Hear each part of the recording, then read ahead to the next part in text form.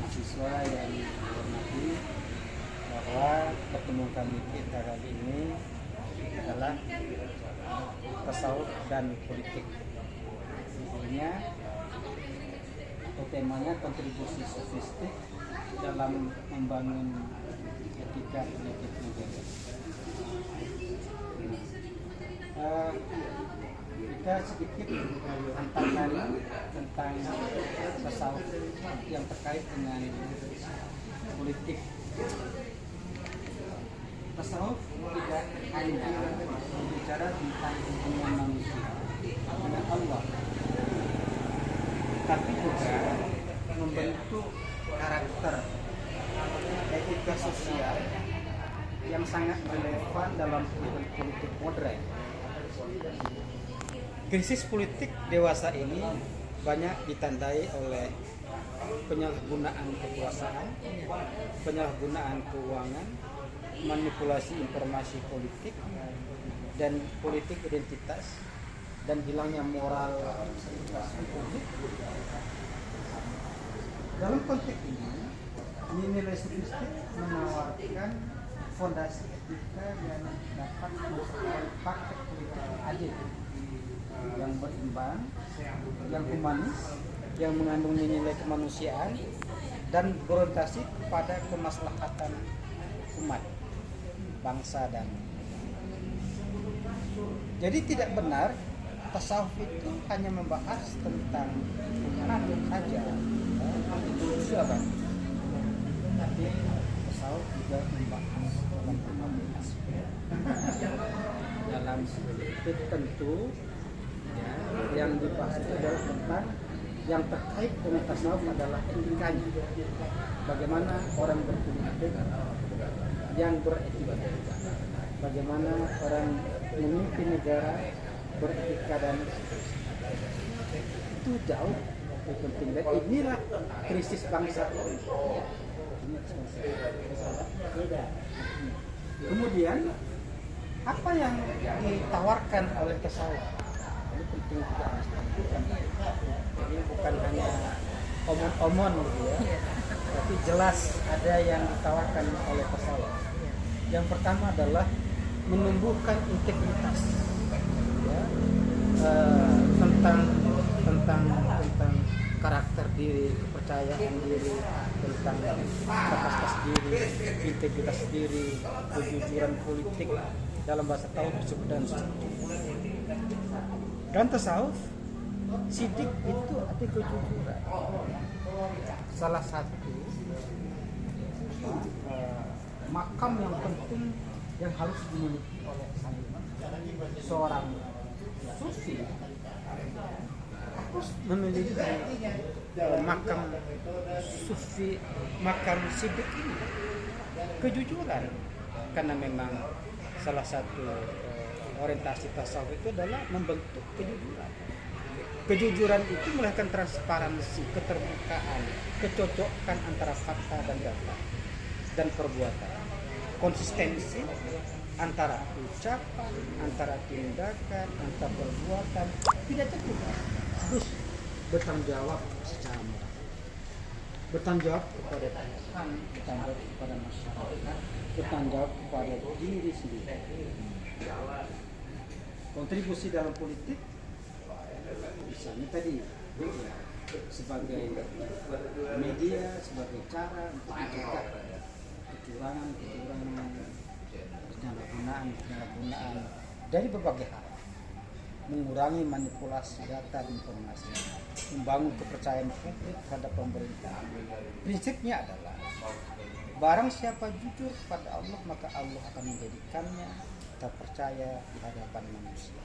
Artinya jika saat ini kalau memang problem negara ini adalah masalah moral, masalah etika, tasawuf menawarkan solusi. Yang kedua, mengendalikan ambisi kekuasaan melalui tazkiyatun nafs. Itu sudah masuk pada praktikum sekolah, pada tasawuf mengajarkan penyucian jiwa atau istilahnya tazkiyah dari penyakit seperti penyakit batin seperti rakus, tamak, cinta, kekuasaan tinggi. Kontribusi dalam politik apa? Ya, yang pertama mengurangi politik yang orientasi kepentingan pribadi. Apakah itu ada?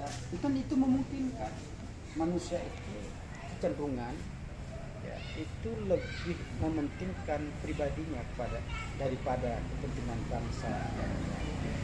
Maka itu dalam tasawuf ini kontribusinya adalah bisa mengurangi politik yang berorientasi dalam kepentingan pribadi. Yang kedua adalah tazkiyatun nafs itu bisa mencegah lahirnya pemimpin yang otoriter, yang tidak menerima pandangan orang lain, tidak menerima pendapat orang lain, ingin memimpin tanpa bermusyawarah, tanpa bermufakat dan seterusnya. Yang ketiga adalah menumbuhkan kesadaran bahwa jabatan adalah ini yang mindset ini yang harus dimiliki oleh pemimpin, bahwa jabatan itu bukan perjuangan ya, bukan apa hasil tapi amanah. Kalau dia dikatakan perjuangan merupakan kerja keras, ya, ujung-ujungnya orang akan mencari balik modal dulu. Tapi kalau amanah tidak ada.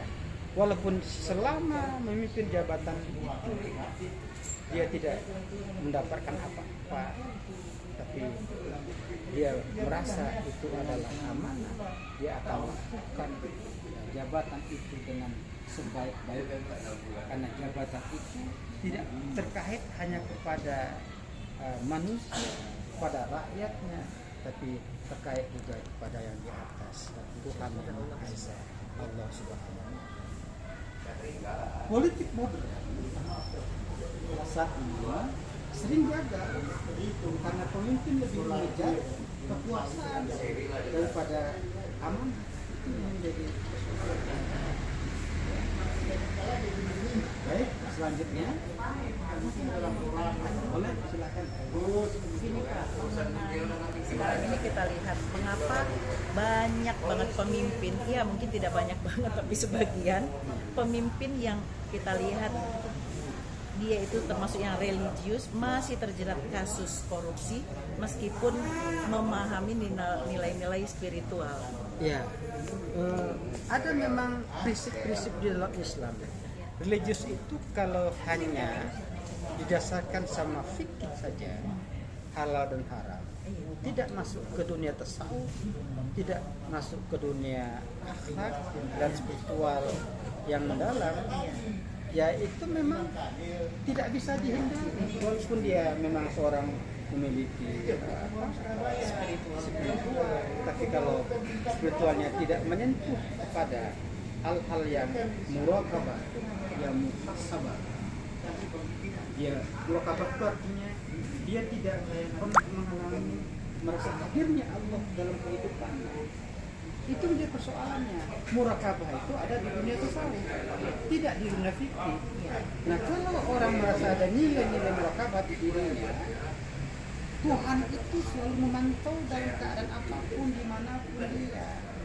Nah, walaupun orang tidak tahu angka-angka bisa pada artinya, tapi kalau dia ada dalam dirinya nilai-nilai muraqabah, dia merasa diawasi Allah, pasti dia tidak akan melakukan kesalahan. Syaratnya, ya, religius sudah baik, harus dalam lagi, harus masuk dalam praktek muraqabah. Muraqabah itu ada di dunia atas. Kita lanjut? Ya, Oke. Nah, yang selanjutnya adalah tasawuf itu dalam dunia politik akan menanamkan nilai-nilai al-adil atau keadilan yang universal. Salah satu tujuan spiritual tasawuf adalah menghadirkan sifat-sifat Allah dalam kehidupan manusia.